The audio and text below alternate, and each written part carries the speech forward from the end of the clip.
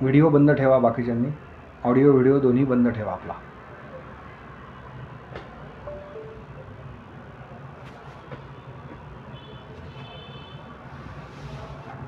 आज पुन्हा काही जणांनी मला प्रश्न विचारला आहे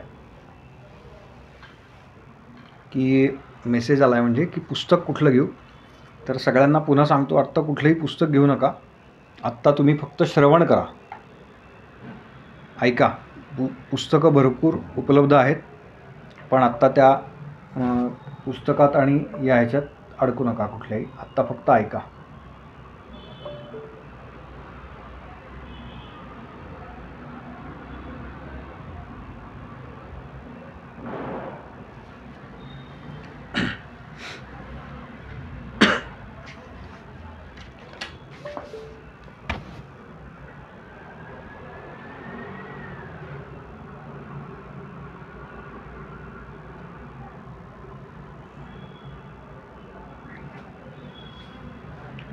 ठीक आहे, वर्ग सुरू करू.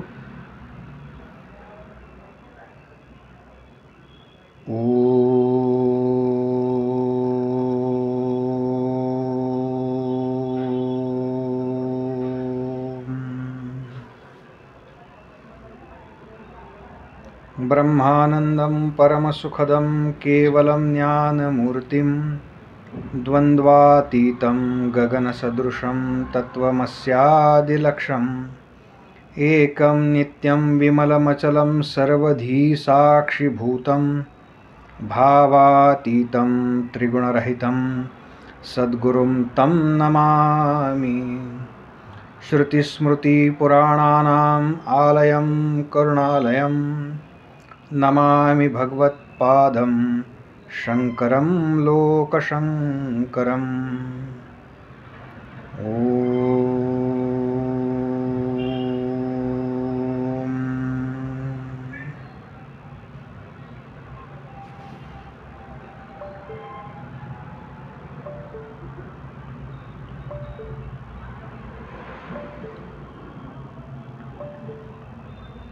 ताई व्हिडिओ बंद ठेवा.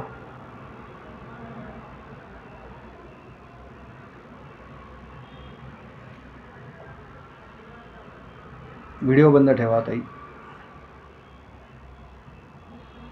आपण जॉईन होताच आपला व्हिडिओ बंद ठेवायचा. जय श्रीराम. हां, आत्ता नको काही.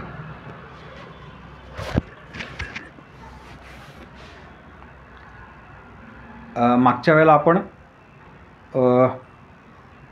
उपनिषदांची नावं आणि कुठले कुठले भाग त्याच्यामध्ये येतात, कशा पद्धतीनं, हा सगळा थोडासा काय ज्याला म्हणतात इंट्रोडक्शन सोप्या मराठीमध्ये, तर ती पाहिली. ताई व्हिडिओ बंद ठेवा तुमचा. कोणी आपला ऑडिओ आणि व्हिडिओ चालू करू नका. मी जोपर्यंत सांगत नाही, काही प्रश्न असतील ते पहिलं वर्ग झाल्यानंतर आपल्याला 15 मिनटं दिलेली आहेत, त्याच्यात तुम्ही विचारू शकता.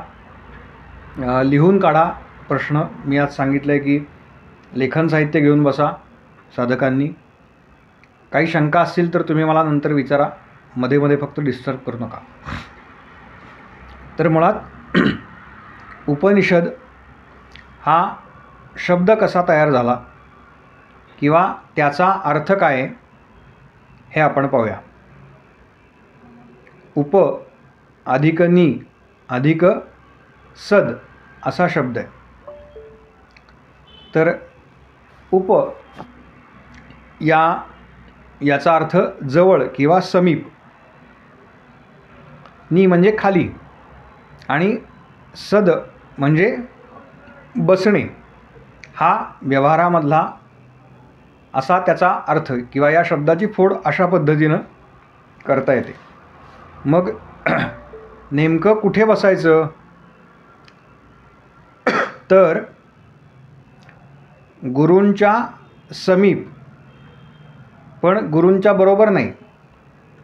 तर गुरु ज्या आसनावरती बसलेले आहेत, आपण पूर्वीचे सगळे म्हणजे योग वसिष्ठ हा जर ग्रंथ पाहिला, वसिष्ठ ऋषींनी प्रभू रामचंद्रांना केलेला उपदेश किंवा शुकदेवजी महाराजांनी राजा परीक्षितीला केलेला उपदेश, हे दोन मोठे उपदेश ज्याला म्हणू ते आपल्याकडे प्रसिद्ध आहेत किंवा त्याचे फोटो आपल्याकडे उपलब्ध आहेत.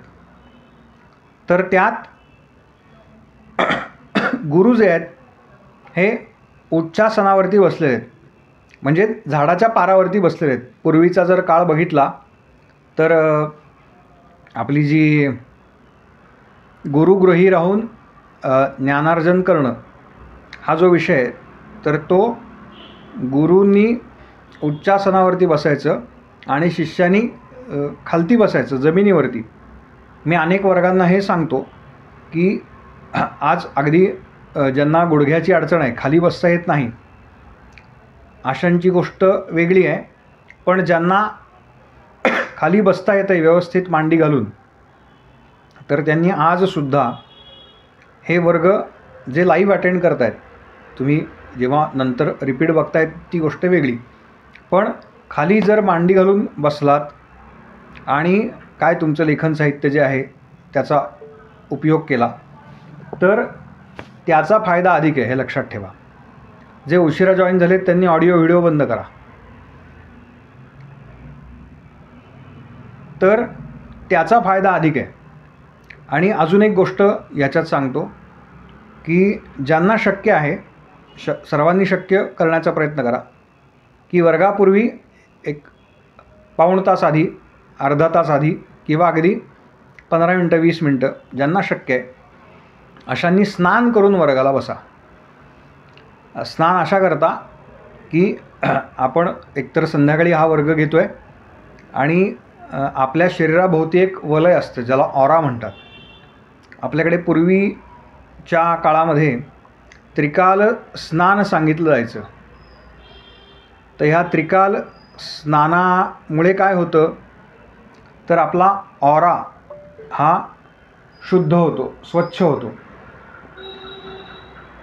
एखादी गोष्ट ग्रहण करण्याची आपली शक्ती आहे ही वाढते. याच्याकरता स्नान करून बसा. उशिरा जॉईन झालेत त्यांनी ऑडिओ व्हिडिओ बंद ठेवा.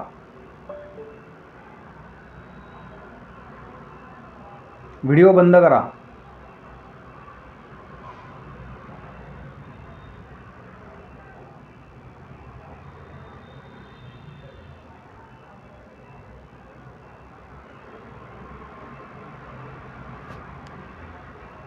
तर स्नान करून वर्गाकरता म्हणून बसा. आता आपण उपनिषद या शब्दाकडे पुन्हा वळूयात. तर गुरूंच्या समीप, जवळ, खाली बसायचं. पण कसं बसायचं हे फार महत्त्वाचं आहे. तर त्याच्यात 3 गोष्टी सांगितलेल्या आहेत. पहिलं जो आहे तो शिष्याचा, तो त्यानं कसं श्रवण करायचं आहे ते सगळं किंवा कशा पद्धतीनं बसायचं आहे, तर ते आहे शरणागत भाव असला पाहिजे.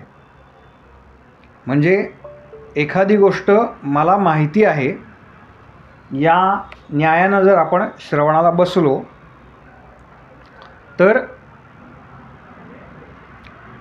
उदाहरण द्यायचं झालं तर एक मातीचा घडा आहे, त्याच्यात पाणी भरलेलं आहे, तर त्यात आपण अजून काही वर्ण भरू शकणार नाही. हीच गोष्ट विद्यार्जन करतो तेव्हा आहे, ज्ञानार्जन करतो तेव्हा आहे. आपण काही पूर्वग्रह करून जर या वर्गाला किंवा कुठल्याही श्रवणाला बसलो, तर आपला रिसिव्हिंग एंड जो असतो तो ॲटोमॅटिक बंद होतो. म्हणजे काय, तर अगदी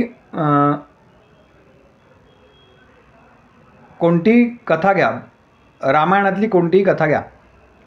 दशरथ राजा आणि म्हणजे तो वर मागितला आणि प्रभू रामचंद्र नंतर वनवासाला गेले.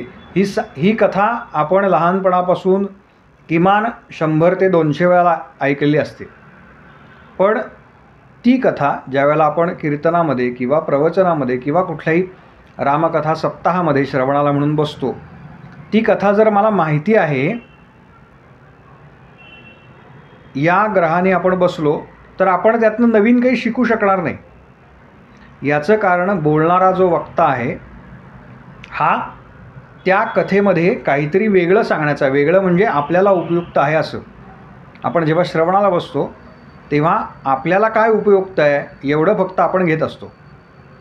तर या न्यायानं बसलो तर आपण अधिक चांगल्या पद्धतीनं, आणि तीच कथा पण आज मला वेगळ्या पद्धतीनं कळली.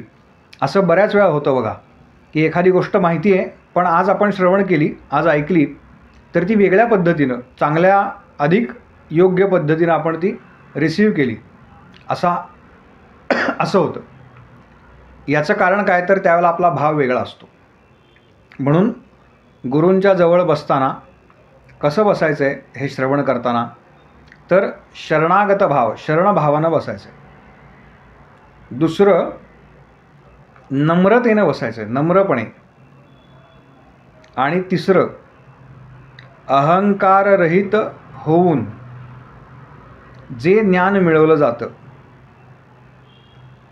परत बघा, 3 गोष्टी सांगितल्यात: शरणागत भाव, नम्रता आणि अहंकाररहित. आपल्याला बऱ्याच वेळा वाटतं की नम्रता आणि अहंकाररहित ह्या 2 गोष्टी एकच आहेत, पण तसं नाही आहे. आपण बऱ्याच वेळा दाखवतो नम्रता, पण ती असतेच असं नाही. ज्याला आपण मराठीत देखल्या देवा दंडवत म्हणतो ना, तसं आपलं असता कामा नये. मग तो सांगणारा जो वक्ता आहे हा 5 वर्षाचा असला काय, 50 वर्षाचा असला काय, किंवा 90 वर्षाचा एखादा ज्ञानी वृद्ध असला काय, ऐकताना ती अत्यंत नम्रपणे आणि अहंकाररहित ऐकायची. म्हणजे हा काय सांगणार हा भाव नसावा. गोंदवलेकर महाराजांचं उदाहरण आहे. महाराज त्यावेळेला देहामध्ये होते आणि रोज कीर्तनं चालायची.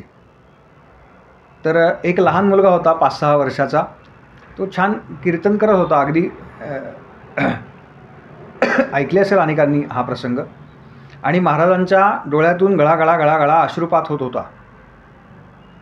तर महाराजांच्या शेजारी जे बसले होते ते महाराजांना म्हणले की अहो महाराज, तुम्ही एवढं काय, म्हणजे डोळ्यातनं पाणी वगैरे येतं आहे तुमच्या, एवढं काही भारी चाललेलं नाही बरं का. बघा म्हणजे ऐकणाऱ्याचा भाव कसा असतो ह्याच्याकरता सांगतोय मी. 5-6 वर्षाचा तर पोर आहे तुमच्यासमोर तो, तर त्याचं जे चाललं आहे ते ऐकून तुम्ही एवढं भावविभोर होत आहे.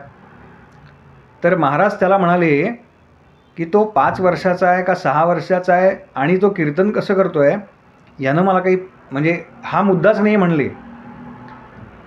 माझा राम त्याला काय चुटू बोलायला लावतोय म्हणाले. हा भाव आहे बरं का गोंदवलेकर महाराजांचा. या भावानं आपण नेहमी ह्या गोष्टी श्रवणाकरता बसलो पाहिजे. मग अशा पद्धतीनं जे ज्ञान मिळवलं जातं त्या ज्ञान रहस्याला काय म्हटलं आहे, तर त्याला आत्मज्ञान म्हटलं आहे. आणि या आत्मज्ञानालाच उपनिषद असं म्हणतात. म्हणून उपनिषद या शब्दाचा एक अर्थ ब्रह्मविद्या असा केला जातो, म्हणजे ज्यातून आम्ही ते सनातन ब्रह्म जे आहे ते जाणून घेण्याचा प्रयत्न करतो, अशी ती ब्रह्मविद्या. याच्यामध्ये सद नावाचा धातू आहे. आता संस्कृतमध्ये धातू असा विषय येतो. माझा काही संस्कृतचा गाढा अभ्यास नाही, जेवढं याच्याकरता आवश्यक आहे तेवढाच तो आहे.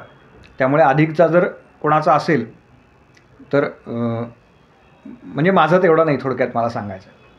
पण सद या धातूचे 3 वेगवेगळे अर्थ होतात.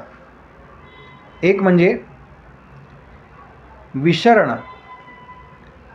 याचा अर्थ नाश करणे असा होतो. दुसरा अर्थ आहे गती. आता गती या शब्दाचा अर्थ आपण बऱ्याचदा वेग या अर्थाने घेतो. तर हा गतीचा अर्थ आहे परमगती. अनेक वेळेला आपण हा शब्द ऐकतो की आता ते परमगतीला लागले. तर तो जो अर्थ अपेक्षित आहे तो ह्या गतीमध्ये अपेक्षित आहे. आणि तिसरा जो अर्थ याचा आहे तो म्हणजे अवसादन, म्हणजे शिथिल करणे. आता शिथिल करणे किंवा या तिन्हीचा काय करतात ह्या तीनही गोष्टी, तर पहिला अर्थ आहे नाश करतात. काय नाश करतात म्हणजे उपनिषदांचा अभ्यास केल्यानंतर काय काय होतं आमचं, तर अज्ञानाचा आणि दुःखाचा नाश होतो. अशा प्रकारे अज्ञान आणि दुःख नाहीशी करणारी जी विद्या आहे ती कशात आहे, तर ती या उपनिषदांमध्ये आहे. दुसरा म्हणजे गती. मग कोणाला गती मिळते, तर जे मुमुक्षु आहेत, ह्या मुमुक्षूंना परमगतीला नेऊन ठेवणारी किंवा नेऊन पोचवणारी ही जी विद्या आहे त्या विद्येला म्हटलं जातं उपनिषद. आणि शिथिल करते. काय करते शिथिल, तर आमची ही जी बुद्धी आहे, जी संसाराच्या ठिकाणी म्हणजे संसार आम्हाला सत्य वाटतो, ही जी आमची दृढ झालेली बुद्धी आहे, जे जगत आम्हाला सत्य वाटतं, प्रत्यक्षामध्ये ते मिथ्या आहे, पण व्यवहारामध्ये किंवा मायेच्या प्रभावामुळे आम्हाला ते सत्य वाटतं. अशी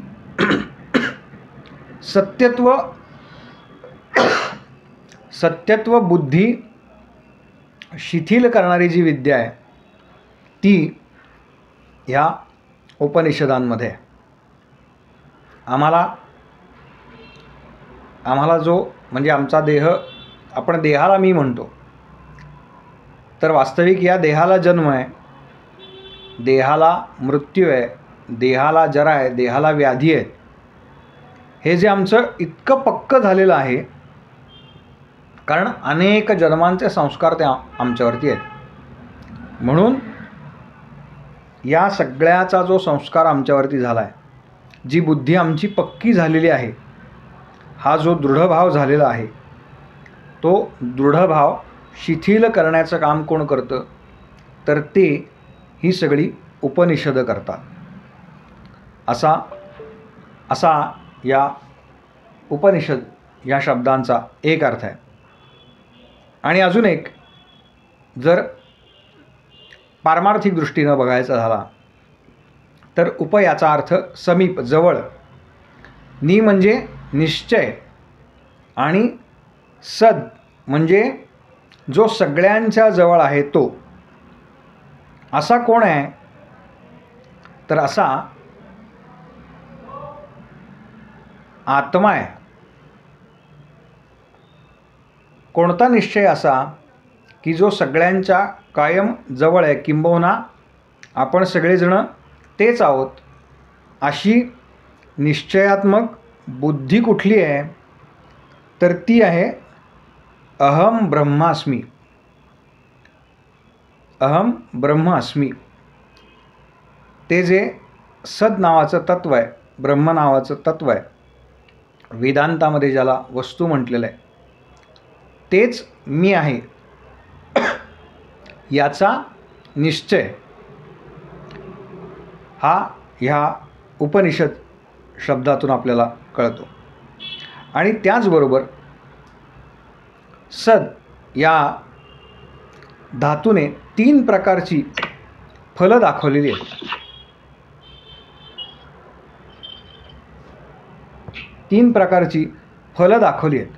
म्हणजे काय तर सादयती, सदपासून सादयती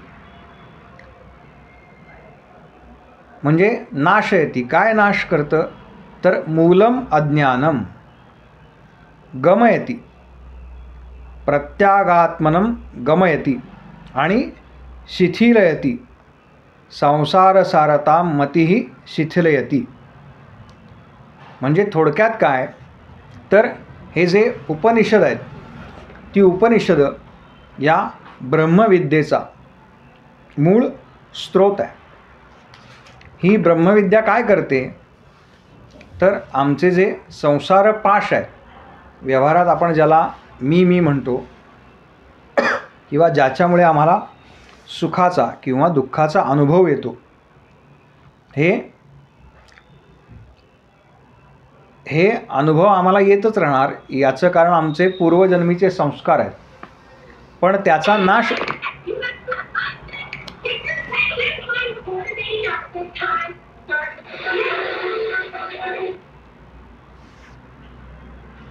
नाश कशामुळे होतो तर तो उपनिषदांमुळे होतो.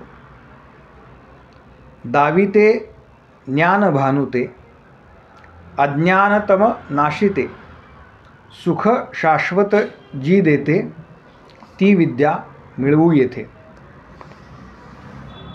यस्मिन् विज्ञाते सर्व विज्ञातम भवती इति. म्हणजे काय जी जाणली असता किंवा ज्याला जाणले असता सगळं काही जाणलं जातं, किंबहुना ज्याला जाणलं असता आता वेगळं काही जाणण्याची इच्छा राहत नाही. हे कशामुळे होतं? ज्याला जाणून घ्यायचं आहे, ज्या तत्वाला जाणून घ्यायचं आहे, ज्याला समजून घ्यायचं आहे, हे कशामुळे होणार आहे तर हे सगळं उपनिषदांमुळे होणार आहे. काय काय करतात ही उपनिषदं तर त्याची पण यादी आहे बरं का. म्हणजे केवळ आपण कथा ऐकल्यात उपनिषदांमध्ये की ही कथा नचिकेताची कथा आली आहे, अजून एक संवाद आला आहे, अजून एक संवाद आला आहे, पण नेमकं उपनिषदांच्या अभ्यासानंतर काय होतं, ती विद्या काय करते आमच्यामध्ये तर सर्वत्र समदर्शन करवते. याचा अर्थ आत्ता आम्हाला वस्तू वेगवेगळ्या भासतात, आम्हाला व्यक्ती वेगवेगळ्या भासतात. बघा, दिसतात हा शब्द वेगळा आहे आणि भासतात हा वेगळा आहे. प्रत्येक वस्तू ही भगवंतांनीच व्याप्त आहे, पण मग आम्हाला ती वेगळी का दिसते किंवा वेगळी का भासते याचं कारण आहे भगवंतांची माया आहे. ह्या मायेच्या प्रभावामुळे आम्हाला वस्तू वेगवेगळ्या भासतात. प्रत्यक्षामध्ये जेव्हा तो मायेचा पडदा दूर होतो तेव्हा आम्हाला लक्षात येतं की प्रत्येक वस्तूमध्ये ते ईशतत्व भरून राहिलेलं आहे. सर्वत्र समदर्शन यामुळे घडतं उपनिषदांमुळे. अज्ञानग्रंथी ज्या आहेत आमच्या ह्या नष्ट होतात. त्यानंतर कर्मचांचल्य ज्याला म्हणतात, म्हणजे हे करू का ते करू का ते करू का ते करू, हे जे आम्हाला प्रपंचात भेडसावतं तेच परमार्थात सुद्धा भेडसावतं. तर हे जे कर्मचांचल्य आहे आमचं, ते कर्मचांचल्य या उपनिषदांच्या अभ्यासामुळे सुनियंत्रित होतं. आमचं कर्म सुनियंत्रित होतं. म्हणजे निश्चित आम्हाला काय करायचं आहे हे आम्हाला कळायला सुरुवात होते. भ्रमनिरास होतो आमचा.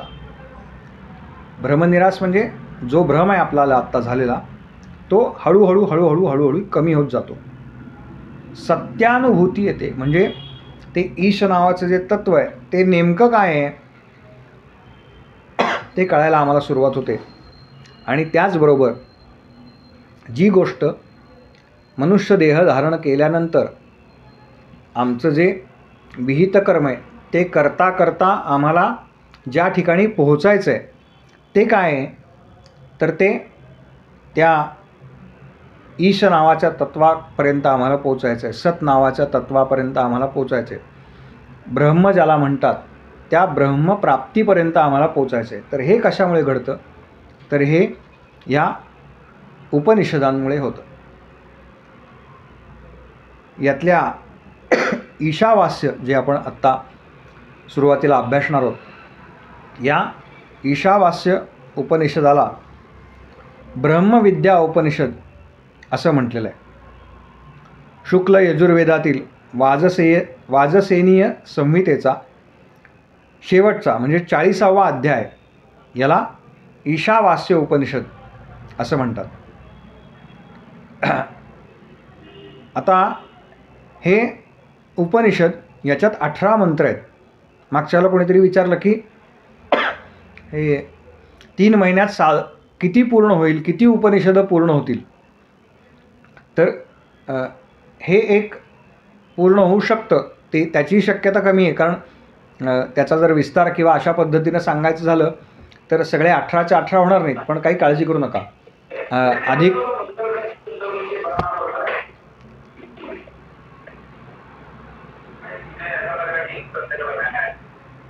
अधिक काळ आपण ते जरी लांबलं एखादा अजून 15 दिवस किंवा महिना, तर तो वर्ग आपण तशा पद्धतीनं पुढे करणार आहोत, त्यामुळे काही काळजी करू नका. तर हे एखादं उपनिषद आपलं या 3 महिन्यामध्ये पूर्ण होऊ शकतं. या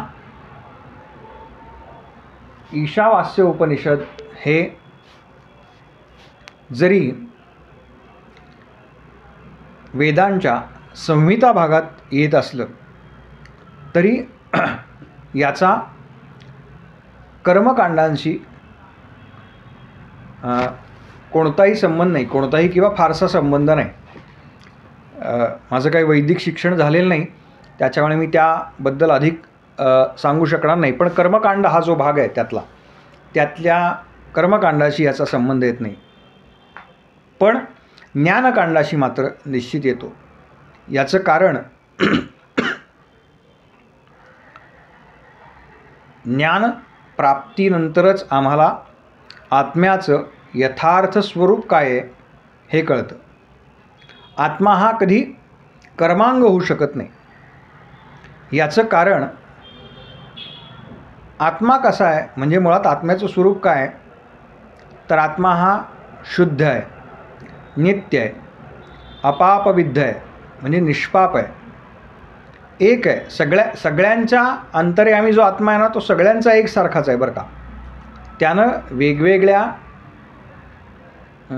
शरीराचा किंवा देहाचा संग केलेला आहे, म्हणून आपल्याला ही वेगवेगळी शरीरं दिसतात.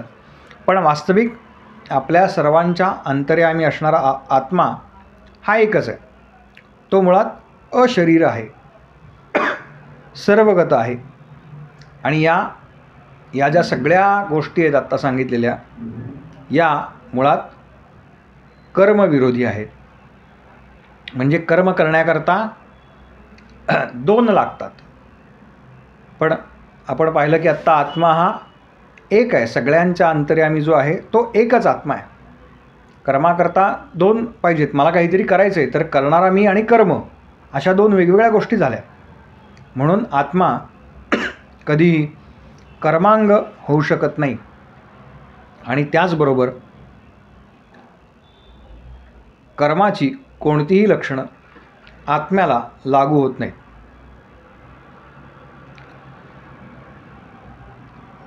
आता आपल्याला माहिती आहे की गीता अनेकांनी कंठस्थ केली असेल. त्याच्यामधला श्लोक हा नेहमी सांगितला जातो की आत्मा काही निर्माण करता येत नाही, किंवा काय पाण्याने नैनं छिंदंती शस्त्राणी नैनं दहती पावका. तसंच आहे, आत्मा हा काही उत्पन्न करता येत नाही. तो कसा आहे, तर तो स्वयंभू आणि स्वयंसिद्ध आहे. तो अत्यंत शुद्ध आहे, त्याला कोणताही विकार नाही, अविकारी आहे. आणि तो प्राप्त करावा लागत नाही, कारण तो असतोच. तो संस्कार योग्य नाही. याचं कारण आत्म्यावरती बाहेरून कोणतेही संस्कार करता येत नाहीत. देहावरती करता येतात. म्हणून कर्म म्हणून जे आपण करतो, ज्यात एक कर्ता आहे, एक कर्म आहे आणि ते त्याचं भोक्तृत्व आहे परत. म्हणजे त्याचं फल जे आहे, चांगलं वाईट याच्याकडे नको जायला, पण त्याचं जे काही फल आहे ते पुन्हा भोगावं लागणार आहे. ते सुद्धा आत्म्याला नाही आहे. म्हणून आत्म्याचं यथार्थ दर्शन ज्याच्यामध्ये घडवलेलं आहे, ज्या मंत्रांमध्ये घडवलेलं आहे, तर ते कर्मकांड ह्या विषयात येऊ शकत नाहीत.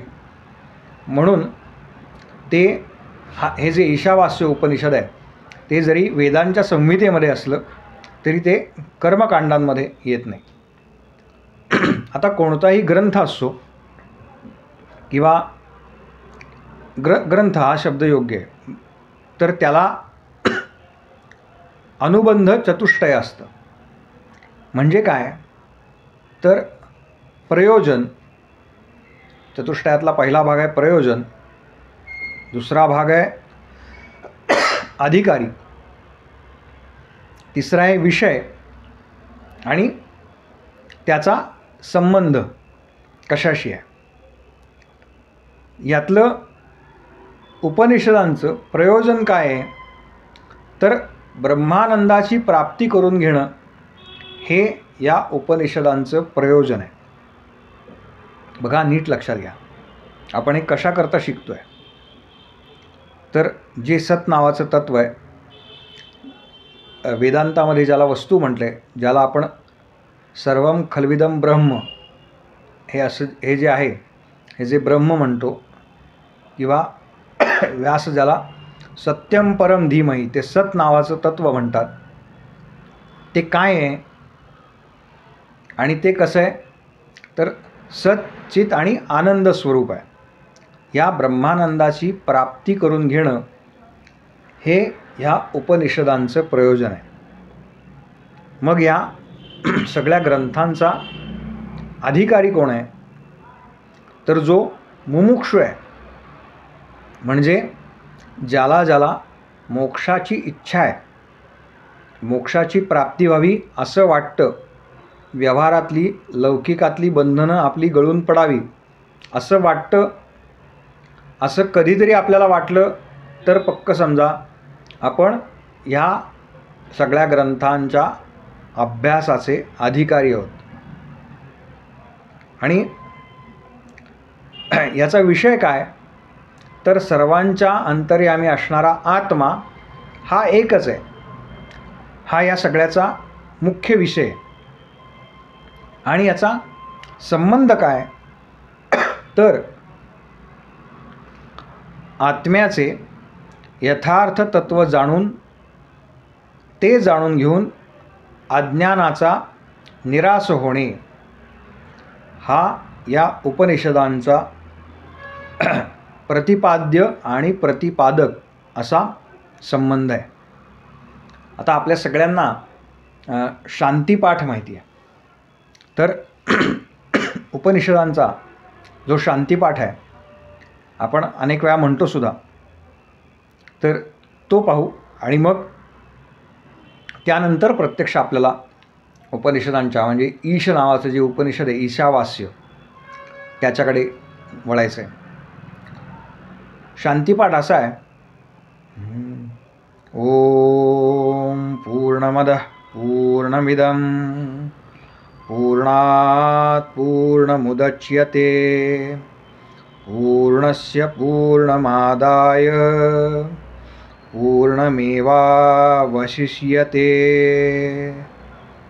ओम शांति शांति शांति.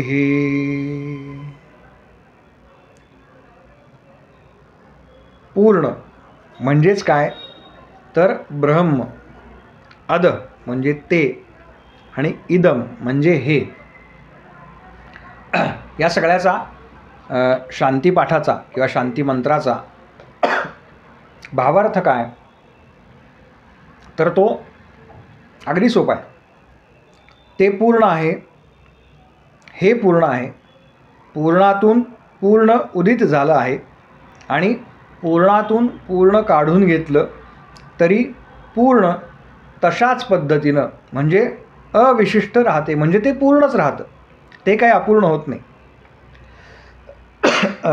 या सगळ्याला आता आमच्या धनश्रीताई लेले ज्या आहेत त्यांचा एक व्हिडिओ फार छान व्हायरल होतो आहे, तो आपण पाहिलाही असेल. मातेच्या गर्भामधून जेव्हा बाळ येतं तर तेव्हा आई पण पूर्ण आहे आणि ते बाळ पण पूर्ण आहे, अशा पद्धतीनं त्यांनी तो मांडलेला आहे. तो यूट्यूबवर उपलब्ध आहे, तर तो सुद्धा आपण हे समजून घेण्याकरता, म्हणजे शांतीमंत्र कशा पद्धतीनं त्यांनी समजावून सांगितला आहे, तर त्याच्याकरता तो व्हिडिओ पाहायला हरकत नाही. म्हणजे हे नेमकं पूर्ण काय आहे आणि आम्ही पूर्णातनं आलेलो आहोत. याच पद्धतीनं समजा आपण आपल्या 10 पिढ्या मागे गेलो, हल्ली 3 किंवा 4 पिढ्यांच्यावरती फार माहिती नसतं, पण 10 पिढ्या मागे गेलो, 100 पिढ्या मागे गेलो, 1000 पिढ्या मागे गेलो आणि काय 10,000 पिढ्या मागे गेलो, तर लक्षात असं येईल की 10,000 किंवा 15,000 पिढ्यांपूर्वी जो काही आपला एका अर्थानं मूळ पुरुष आहे तो कोण आहे, याचा जर आपण अभ्यास करत किंवा याचा शोध लावत आपण अधिक पाठीमागे गेलो तर आपल्याला असं लक्षात येईल की त्या सत नावाच्या तत्वापासूनच आपली निर्मिती झाली. आपण त्याचाच एक अंश आहोत, म्हणजे ते सत नावाचं तत्व, ईश नावाचं तत्व, ते सुद्धा पूर्ण आहे, म्हणून मी सुद्धा पूर्ण आहे. अशा पद्धतीनं हा शांतिमंत्र आहे किंवा शांतिपाठ आहे. मग ग्रंथारंभ जिथे होतो तर ह्या ग्रंथारंभाची सुद्धा रीत असते. प्रामुख्याने तीन प्रकारांनी ग्रंथारंभी जो मंगल करतात ते 3 प्रकारांनी असतं. एक आहे वस्तुरूप निर्देश, दुसरं आशीर्वाद रूप आणि तिसरं नमस्कार रूप. या ठिकाणी हा जो शांतिपाठ आहे त्याच्यामध्ये वस्तुरूप निर्देश केलेला आहे, वस्तुरूप मंगल केलं आहे. म्हणजे काय, पूर्ण असा शब्द वापरला आहे. पूर्ण याचा अर्थ घड्याचं आपण उदाहरण घेतलं किंवा एखादा घन गोळा गच्च भरलेला आहे, त्याच्यामध्ये थोडीसुद्धा रिकामी जागा नाही, म्हणजे तो पूर्ण आहे. जर त्याच्यात काही रिकामी जागा असेल तर तो पूर्ण म्हणता येणार नाही. त्याच्यात कोणतीही उणीव नाही, जागा आहे याचा अर्थ उणीव नाही. आणि काय भरलं आहे तर तेच ते दाटून भरलेलं आहे, म्हणजे पूर्ण भरलेलं आहे. त्याच्यामध्ये काय भरलं आहे तर एकमेव अद्वितीय ब्रह्म नावाची वस्तू जी आहे ती भरलेली आहे. याच्यापेक्षा दुसरं काहीही नाही. मग हे ब्रह्म कशा पद्धतीनं भरलं आहे तर जे दाखवता येतं त्याला दृश्य जगत असं म्हटलेलं आहे. पण हे ब्रह्म कसं आहे तर हे दाखवता येणारं नाही, पण तरीसुद्धा हे जे दृश्य जगत आहे ते जी गोष्ट दाखवता येणार नाही त्या वस्तूपासून निर्माण झालेली आहे. इदंता म्हणजे वास्तविक, मर्यादित असल्यामुळे आपण सगळे मर्यादित आहोत. पण ते जे ब्रह्म आहे ते कसं आहे तर ते अमर्याद आहे. त्याला सीमित करणं हे शहाणपणाचं नाही, म्हणजे त्याला कोणतीही सीमा नाही असा याचा अर्थ आहे. मग हे नेमकं कसं आहे तर माऊली म्हणतात, तेजाचा तेजवनी निघाला तो तेजीची असे लागला, तया रश्मी ऐसा भला बोधू होवावा. सूर्याचा एक किरण आहे, तो जसा त्या सूर्यामधलं तेज घेऊन निघतो. म्हणजे सूर्यात जे तेज आहे तेच त्या किरणामध्ये आहे. त्यातलं तेज आणि सूर्यामध्ये असलेलं तेज ह्याच्यामध्ये कोणताही फरक नाही. तो ज्याप्रमाणे एक सलग ती दोरी दिसते आपल्याला तेजाची निघालेली, तशा पद्धतीनं आपण सुद्धा त्याच ब्रह्मचैतन्यातून आलेलो आहोत. आपण सुद्धा ती जी पूर्ण नावाची वस्तू आहे त्या पूर्णातूनच आपला प्रवास सुरू झालेला आहे. आणि हे संपतं कुठे? तर हा प्रवास आपला कुठे संपणार आहे? तर तो त्या तेजामध्येच संपणार आहे. हे कधी होणार आहे? जेव्हा आपण याचं चतुष्टय बघितलं ग्रंथाचं, ह्या चतुष्टयाकडे जेव्हा आपण जाऊ आणि हळूहळू आपल्याला मुमुक्षु प्राप्तीकडे आपली वाटचाल होईल, तेव्हा हळूहळू ही अज्ञानाची जी पुटं आहेत ती बाजूला पडतील आणि त्यानंतर प्रत्यक्ष ज्ञानसूर्य आपल्या अंतरामध्ये प्रगट होईल आणि त्यानंतर आपल्याला ते प्रत्यक्ष ज्ञान होईल. याच्याकरता सद्गुरू कृपा हा विषय या सगळ्यातला फार मोठा आहे. याचा जो ओळख आहे उपनिषदांच्या ओळखीची, तर तो भाग एका अर्थानं आपला आत्ता पूर्ण झालेला आहे. पुढच्या वेळेला आपण यातला जो ईशावास्य उपनिषदातला जो पहिला मंत्र आहे, ईशावास्यमिदं सर्वं यत्किंचित जगत्यां जगत त्येन त्यक्तेन भुञ्जीथाः मा गृधः कस्य स्विद्धनम, याच्यावरती विचार ऐका. तोपर्यंत हरि ओम तत्सत, हरि ओम तत्सत, हरि ओम तत्सत.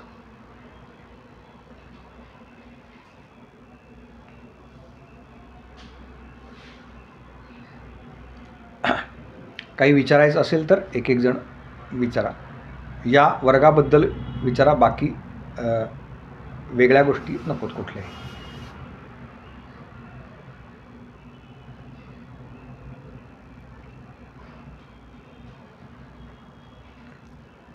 विचारू का मी? हो, तर विचार. सोमवारीच बरोबर राहणार आहे का? हो तीच वेळ का राहील? हो. याचं रेकॉर्डिंग उपलब्ध आहे ताई, तुम्ही नंतर पाहू शकता. सर, हां विचारा. तुम्ही आता ते माऊलींच्या ज्या ओव्या सांगितल्या त्या हा. जरा परत एकदा थोडं स्पष्टीकरण सांगता का? तेजाचा तेजवनी निघाला. तेज म्हणजे आपल्याला आपल्याला दिसतं कशामुळे? डोळ्यांमुळे दिसत नाही बरं का. आपल्याला डोळ्याच्या आतमध्ये पाहणारा डोळा नाही आपला, तर डोळ्याच्या आतमध्ये जी शक्ती आहे ती शक्ती कुठली आहे मुळात? तर आपण डोळा जर बाजूला काढून ठेवला तर त्या डोळ्याला दिसेल का हो? तर नाही दिसणार. तर आतमध्ये जो अखंड जागा आहे, ते जे सत नावाचं तत्व आहे, ती जी शक्ती आहे, ज्याला समर्थ आत्माराम म्हणतात, ज्याला वेदांतामध्ये वस्तू म्हटलं जातं, किंवा ते जे चैतन्य जे निघून गेल्यानंतर काय होतं आपल्याला माहिती आहे. तर हेच माऊलींनी कशा पद्धतीनं सांगितलं आहे की सूर्यापासून जो किरण निघाला, तर सूर्यामध्ये जे तेज आहे तेच त्या किरणामध्ये आहे. आपण जर बघितलं ना, कवळसे जेव्हा खिडकीतनं ऊन आतमध्ये येतं तेव्हा प्रत्यक्ष वस्तूवरती पडण्याआधीसुद्धा तो प्रकाश दिसतो आपल्याला बघा. बरोबर. हां, तर तो वस्तू दिसते केव्हा? विज्ञान काय सांगतं? तर त्या वस्तूवरती पडलेला प्रकाश म्हणजे लाईट हा जेव्हा आपल्या डोळ्यांमध्ये आतमध्ये जातो तेव्हा आपल्या डोळ्यामधनं तो आत जातो आणि पडद्यावरती पडतो, तेव्हासुद्धा आपल्याला दिसत नाही बघा. तो पडद्यावरनं पुन्हा जेव्हा आपल्या ह्या दृश्यपटलावरती जेव्हा येतो तेव्हा आपल्याला वस्तू दिसते. अगदी बरोबर. तर वास्तविक ती दिसते आपल्याला उलटी दिसते. हे माहिती आहे का? जे फिजिक्सवाले आहेत त्यांना कळेल की ती दृश्य वस्तू जी आहे ना किंवा हे एक्सपेरिमेंट तुम्हाला आता यूट्यूबमुळे सहज उपलब्ध आहे, तर ती उलटी दिसते आपल्याला.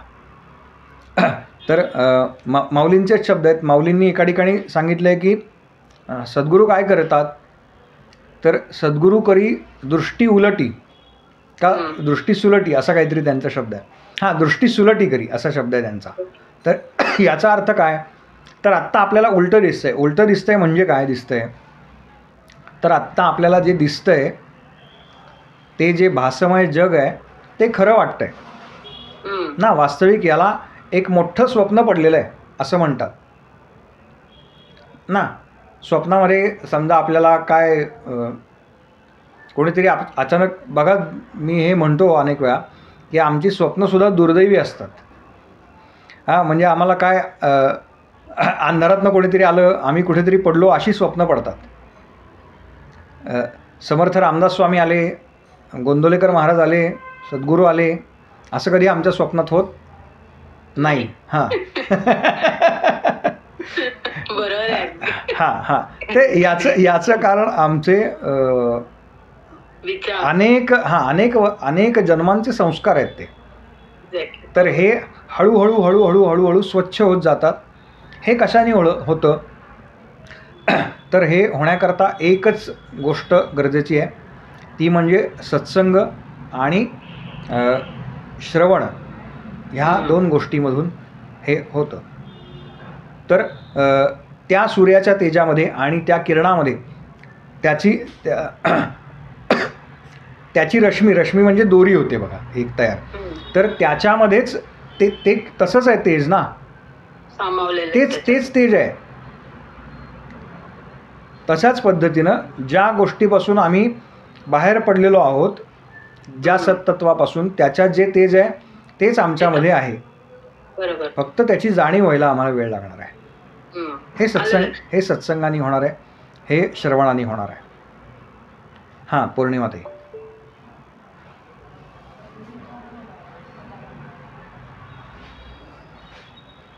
ज्यांनी हँडरेज केले, हां विचारा. हां सर, तुम्ही म्हणालात की आत्मा अत्यंत शुद्ध, अविकारी, स्वयंभू आहे. त्याला कर्माचे कोणतेही नियम लागू होत नाही.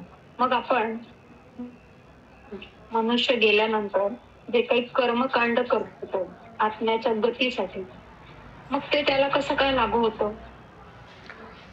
कर्मकांडाबद्दल मी तुम्हाला सांगू शकणार नाही काही, कारण माझं त्यातलं काही शिक्षण झालेलं नाही. पण आत्म्याला जी गती मिळते त्याच्याबद्दल मी सांगू शकतो. हे जे विधी केले जातात ना, तर 10वा आपल्याकडे प्रमुख मानला जातो बघा. म्हणजे 10व्या दिवशी जे विधी केले जातात याचं कारण आहे की आपण जेव्हा मातेच्या गर्भामध्ये प्रवेश करतो, हां, ज्याला आत्ताच्या भाषेत कन्सीव्ह होणं हे जे म्हणतात, तर त्याच्यानंतर जी वाढ होत जाते, तर आत्मा केव्हा तिथे प्रवेश करतो, तर असं सांगतात की प्रत्यक्ष आत्म्याने तिथं प्रवेश करण्यापूर्वी तो 3 महिने त्या जागेची पाहणी करत असतो बरं का.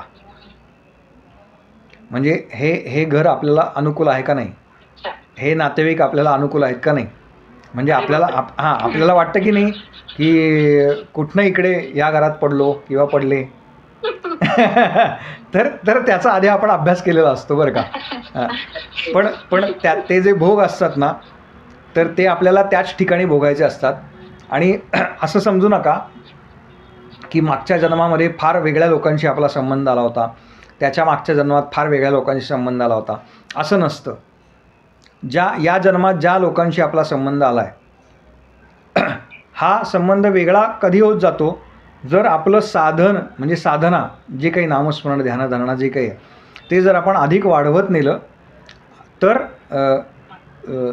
चांगल्या कुळात हा थोडासा योग्य होणार नाही शब्द, पण ज्या ठिकाणी अधिक साधना केली जाते अशा ठिकाणी आपला पुढचा जन्म आत्मा म्हणून त्या ठिकाणी प्रवेश करतो.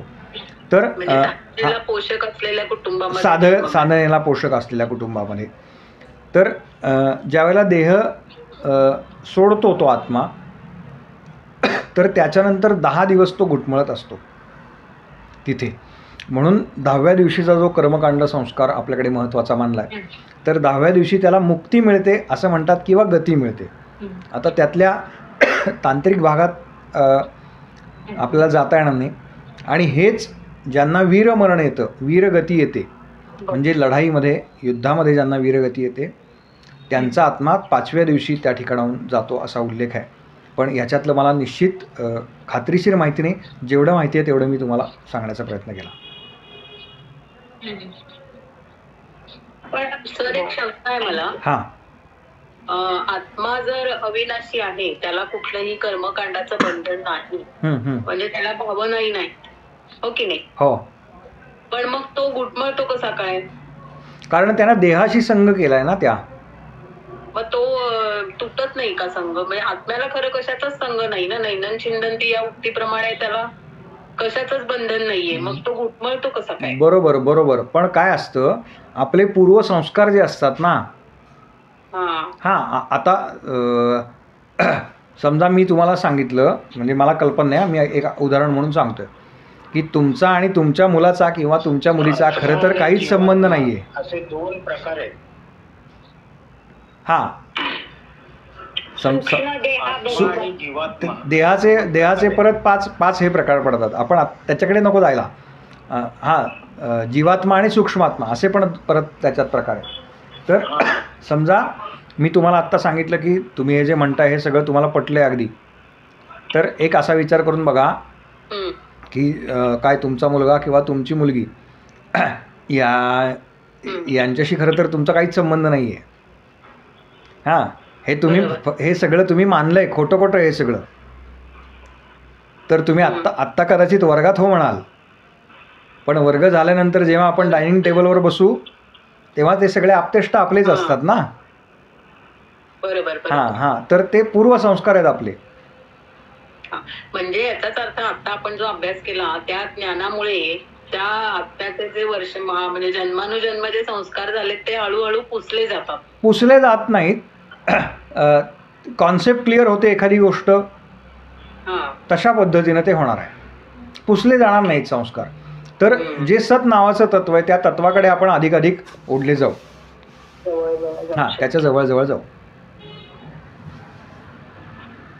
अजून एक गुरुजी, पण जेव्हा बॉडी दान करतात तर तेव्हा तर काहीच नसतं, मग पूर्ण बॉडी दिल्यानंतर 10वं 12वं कशाचं करायचं? आणि खरंच का ते मग म्हणजे पुढच्या पिढ्यांना त्याचा त्रास होतो का मग? असं म्हणतात. मी त्याच्याबद्दल खरं तर नाही सांगू शकणार. माझं त्यातलं शिक्षण नाही आहे. पौरोहित्य करणारे किंवा ह्या कर्मकांड हा विषय थोडासा मी म्हणजे जुने जे माझे विद्यार्थी आहेत त्यांना माहिती आहे की मी कुठल्याही नाही. आणि बॉडी जरी दान बोला. बॉडी जरी दान केली असली तरी जेव्हा जीव जातो तेव्हा आपण जरी दान नाही केली त्याचं दहन करतोच ना आपण. त्यामुळे बॉडी तशी 10व्या 12व्याला नसतेच. ते काही आपण संस्कार करतो ते आपण पिंड करतात. समोर भरून किंवा पिंड करतात, त्याचा पिंड करतात आणि त्याच्यावरती करतात. पिंड तयार करून त्याच्यावर करतात ते. नाही, विसर्जनाबद्दल विचारायचंय पर्टिक्युलर मला. काय अस्थि विसर्जनाबद्दल विचारायचंय पर्टिक्युलर मला. म्हणजे एकीकडे म्हणतो की आपण जे चांगले अवयव राहतील ते दान करावे, पण पूर्णच बॉडी दान केली तर मग अशा वेळेस आपल्या पुढच्या पिढीला काय सांगून जायचं? किंवा मग ती एक भीती मनात ठेवायची की त्यांना त्रास होईल म्हणून माझं 10वं 12वं करा असं त्यांना मी सांगू, असा एक संभ्रम आहे. त्याच्याबद्दल काही समजत नाही काय करावं.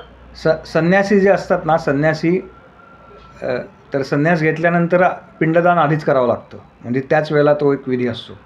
त्याच्यामुळे ते तुमच्या नंतरच्यांनी केलं काय किंवा नाही केलं काय असा विषय असतो. कारण जरी बॉडी दान केली तरी सुद्धा पिंडदान करता येईल. ते त्या ह्याच्यातल्या कोणातरी गुरुजींना विचारा. मी अगदी स्पष्ट सांगेन तुम्हाला. नाही, गुरुजी त्यांचीच बाजू घेतात. नाही, मी त्याबद्दल नाही ना सांगू शकणार काही. तयार करतात ते. बरोबर. मी त्याबद्दल नाही सांगू शकणार. त्यांची बाजू घेतात ते. गुरुजी क्षमा असावी, मध्येच बोलतोय मी. गुरुजी बोला. आपला विषय दुसरीकडे चाललाय. गुरुजी विषय एक कोणीतरी बोला. विषयाला सोडून होते हे आपल्या. गुरुजी विषयाला सोडून होत आहे आपण उच्चावाक्य ते- हा, हा. ताई, आपण बोला. ते आताच आपण आता जे बोलल्यात ना की आत्म्याचा त्यांनी प्रश्न विचारला ना, हां तर ते आपण आत्ताच्या भाषेत म्हणजे मी सांगायचा प्रयत्न करते, जे आपण मोबाईल बदलतो तर आपण तिथलं सिम कार्ड वगैरे नाही करत ना, ते आपण चेंज करतो दुसऱ्या हँड आहे ना. नाही नाही हे पण हे असतं तसं ते आत्मा जो नाही, हे की त्यांना क्षमा करा ताई, पण हे अगदी का करावं लागतात वगैरे एकच हे मला मिनटं वाटलं. एकच मिनटं थांबा. तुम्ही हे जे बोलताय ना, तर हे अगदीच उथळे. क्षमा करा, माझा शब्द चुकीचा आहे, पण हे फालतू होतंय. तसं नसतं काही. ते आता गुरुजी सिम कार्ड विमकार्ड असलं काही नाही येते, उगाच त्या तसली उत्तरं देऊ नका. इम्प्रेशन्स असतात ना, नाही impression असतात. तसली उत्तरं देऊ ते नका. impressions आपल्यासोबत तसं असतात. नाहीये, त्या तसं नाहीये impressionमुळेच ते. पुनर्जन्म होतो, हे मला म्हणायचं होतं. हां म्हणजे हे आपल्या शास्त्रात आहे, आपल्या गरुड पुराणामध्ये पण आहे. हो हो आणि आता ते बोलले ना दीदी की ते देहदान वगैरे काय केल्यावरती जर कर्मकांड नाही केलं, याबद्दल पण गरुड पुराणामध्ये आहे की ते पितृदोष वगैरे ज्या येतात ना पत्रिकेमध्ये. आपण गरुड पुराणाचा वर्ग घेऊ. त्याच्यामध्ये ते माझा अभ्यास आहे गरुड पुराणाचा. आपण त्याचा वर्ग घेऊयात वेगळा. काही काळजी करू नका. अजून कोणाला वर्गाबद्दल किंवा अशा ह्याच्याबद्दल? नाही, हा जो देहदानाचा विषय काढला ना गुरुजी, हां याच्याशी मी सहमत नाही आहे. वरून मी तरी नाही ऐकलं की कोणी संतांनी देहदान केलेलं आहे. बरोबर, ठीक आहे.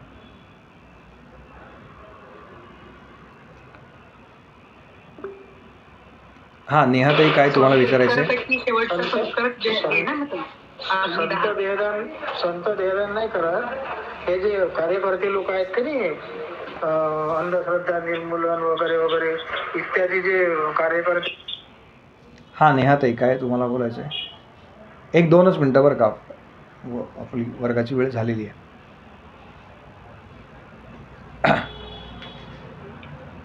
जयंतराव बोला. 16 संस्कारापैकी जे शेवटचा संस्कार आहे ना, तो अग्नी 10च आहे ना, म्हणजे मग ते व्हायलाच पाहिजे असं.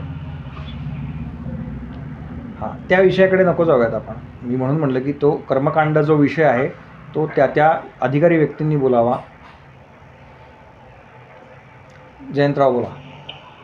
गुरुजी, पुस्तक कुठलं रेफर करायचं महत्वाचं आहे. हां कुठलंही पुस्तक वापरू नका. मी हे कुठे भरकटलंय, हां जास्त कळलं तर घराबाहेर जाईल, हा मोठा प्रॉब्लेम होऊ शकतो. हां कोणतंही पुस्तक आत्ता वापरू नका. जे काही चाललंय निरूपण ते तुम्ही लिहून काढा. ठीक. आणि तुम्हाला तर ते सोपं आहे, तुमची पुस्तकं आहेत त्यामुळे काय. हां नेहाताई बोला. बोला, तुम्ही अनम्यूट व्हा आणि बोला. मी तुम्हाला तेच सांगितलं आहे. नेहा दिघे का काय आडनाव आहे?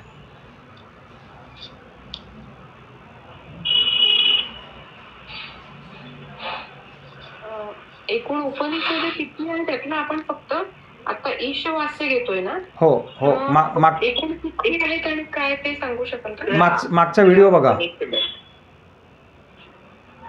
आणि मग एक घेत तुम्ही पूर्ण करणार का?